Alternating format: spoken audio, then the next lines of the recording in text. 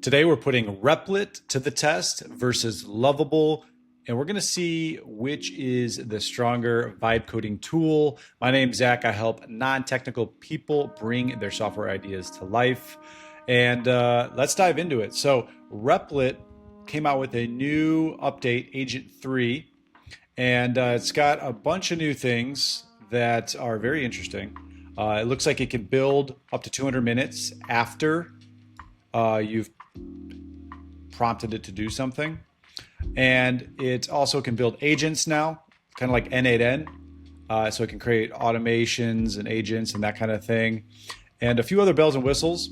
And we're going to be comparing it against the very popular Loveable, and we're going to see which one is going to come out on top. I haven't used these two platforms a ton. I'm more of a Bolt guy myself, but let's see what these can do. So let's start off with an idea. A foundational prompt is always super important before you get into anything. So I actually vibe coded a free website.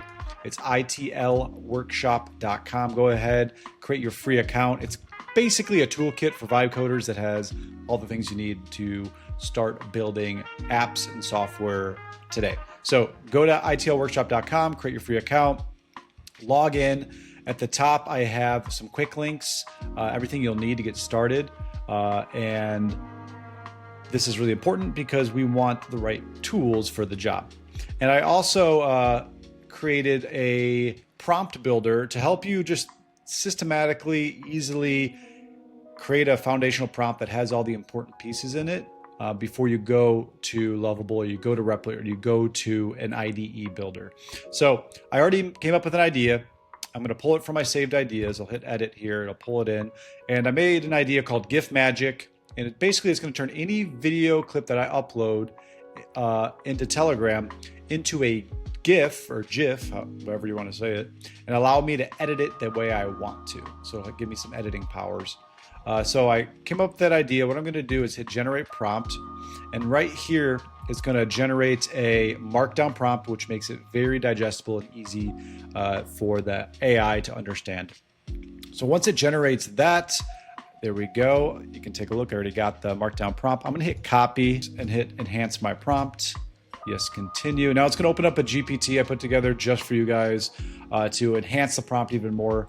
I'll click ready to start. And what it's going to do is allow me to expand on my idea a little bit and ask me some good questions based on my prompt. So I'm going to go ahead and paste my prompt right into here. And now it's going to generate some questions for me. And it's really easy. I'm just going to respond with 1, 2, 3, 4 for each question. So where do you want this to live? Yep, it's a web app.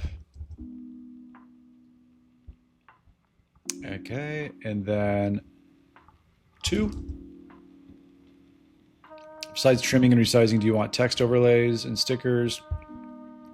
Yes, all of that. 3, GIF export. Yeah, they can download the GIF. And 4. Let's just say it's pay per GIF beyond the free 5. So see, I answered the questions. Now it's going to recreate a markdown prompt that's a little bit more detailed.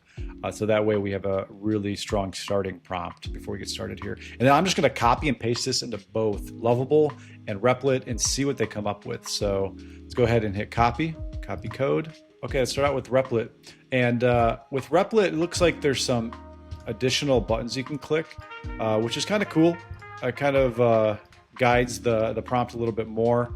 This is going to be a web app, but I was curious to see if I clicked this, if it would automatically create a web app and an agent, but this looks like it's just going to create agents, but we'll see. Let's just do web app and see if it still creates the agent. And then I'm going to go to Loveable. I'm going to paste the same thing in here. So we have the same exact prompt. All right, 3, 2, 1, go. 3, 2, 1, go.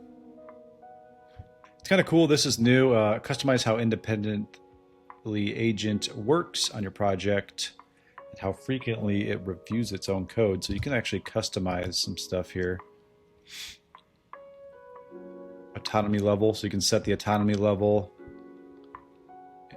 So right now it's at high. App testing runs auto tests to verify app functionality. It's pretty cool. So that's a little different. That's unique. That's new. And they're still building up. Looks like Loveable finished first here. That looks pretty clean, not gonna lie. A little busy here, but it did what my prompt wanted it to do. GIF magic with red, blue, and black. Interesting, very cool. Pricing, features. Okay, cool. Lets me choose a video. All right, we'll test the functionality here soon. I wonder if it is ready to go and works right away, or if it needs a little bit more love, no pun intended, to make it work properly. All right, looks like Replit just finished. Now, I'm not entirely impressed with the initial prompt result here. When you compare it to Loveable looks a little bit more clean and already has like purchase options and sign in and get started and that kind of thing. If you go to Replit, I'm just seeing like a light and dark mode.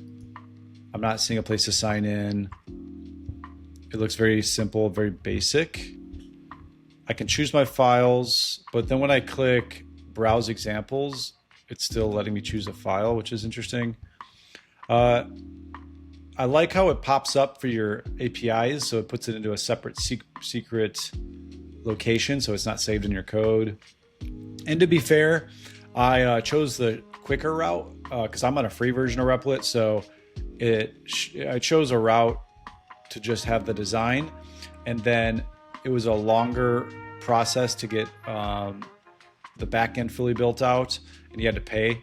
So I just chose the simple route. But right off the bat, if I had to pick, I would go with the Loveable one. But it's down to functionality. So looks are one thing, but functionality is a different thing. Same with dating, right?